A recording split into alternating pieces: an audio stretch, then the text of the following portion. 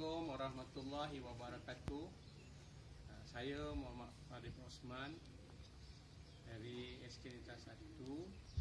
Okey, cuba anda perhatikan. Anda lihat pada gambar yang saya sediakan. Cuba lihat gambar apakah itu. Okey, jadi kalau awak perhatikan secara teliti, gambar itu ialah gambar tentang jantung manusia. Jantung merupakan salah satu anggota tubuh badan yang paling penting. Maknanya kalau berhenti saja jantung menyebabkan manusia itu akan meninggal dunia serta-merta. Tahukah anda, penyakit jantung merupakan antara penyakit yang mencatat kematian yang tertinggi di Malaysia.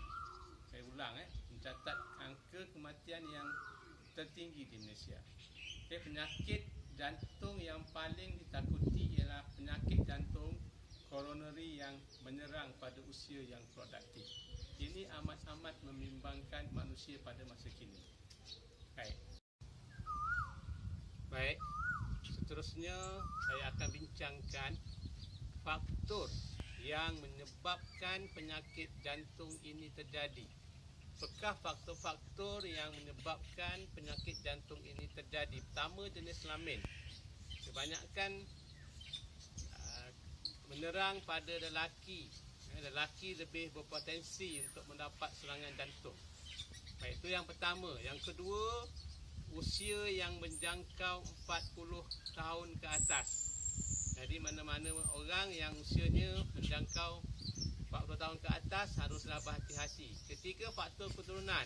Maknanya kalau keluarganya pernah mengalami serangan jantung, kemungkinan besar dirinya pun mungkin akan mengalami serangan jantung juga tersebut. Yang seterusnya ialah obesiti.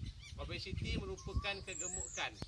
Maknanya kita kena kawal kita punya badan. Manakala orang yang gemuk lebih mudah diserang serangan jantung. Yang keempat, hipertensi. Baik, yang keempat hipertensi.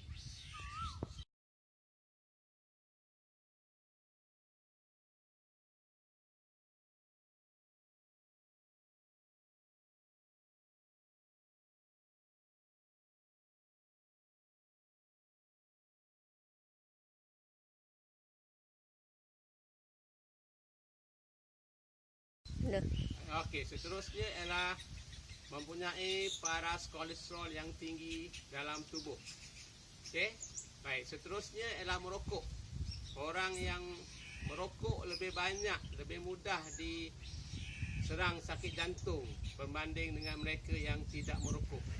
Okey, faktor yang seterusnya ialah kurang melakukan aktiviti fizikal.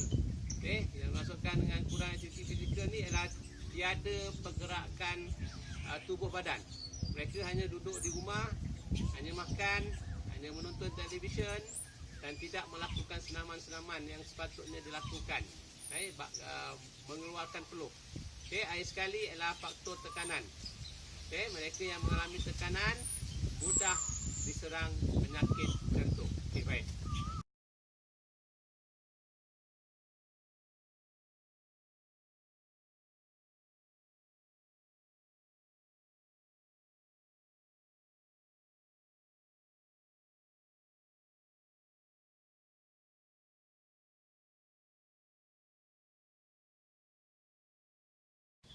Baiklah, tuan-tuan dan puan-puan sekalian, bagaimanakah caranya untuk kita menghindari daripada terkena penyakit jantung? Ada beberapa perkara, tuan-tuan dan puan-puan. Pertama, tuan-tuan dan puan-puan kena mengawal tekanan darah dan kadar gula. Yang keduanya, berhenti merokok. Berhenti merokok dan menjauhkan diri dari asap rokok. Maknanya orang yang menghidu asap rokok tu lebih bahaya daripada orang yang menghisap rokok sebenarnya. Yang ketiganya, bersenam secara teratur.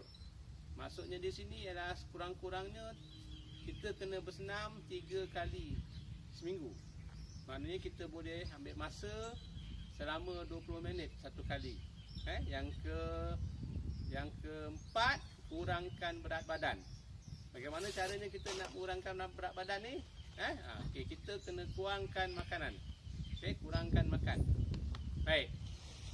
Yang seterusnya, untuk turunkan kadar kolesterol LDL dan tingkatkan kadar kolesterol HDL dalam badan. Ya tuan-tuan dan puan-puan, seterusnya kurangkan makanan yang berlemak. Okey, contohnya kalau tuan-tuan dan puan-puan beli ayam, pastikan kulit pada ayam tersebut dibuang. Jangan makan kulit. Kulit pada ayam mempunyai lemak yang tinggi. Okey. Yang seterusnya ialah jauhi minuman beralkohol.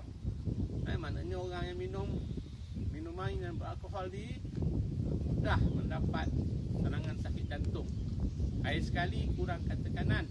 Okey, kurangkan tekanan tu maknanya jangan terlalu tertekan.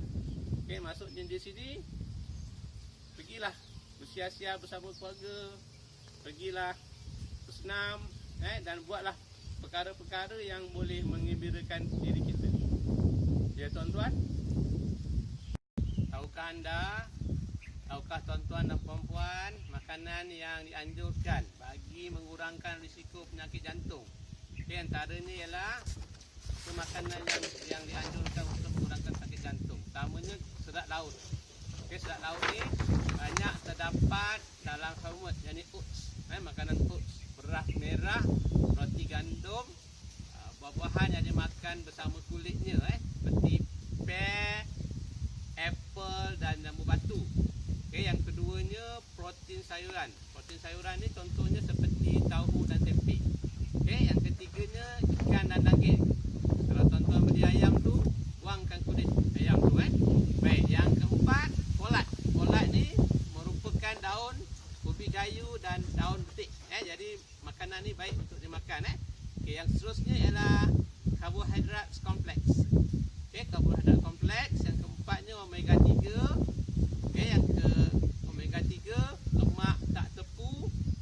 Okay, lemak tak tepu, niacin, vitamin C, E dan flavonoid yang terdapat dalam anggur merah ataupun bawang. Okay, tuan-tuan, itu antara contoh makanan yang perlu dimakanlah untuk kita sihat. Jadi pastikan kita sihat sepanjang masa.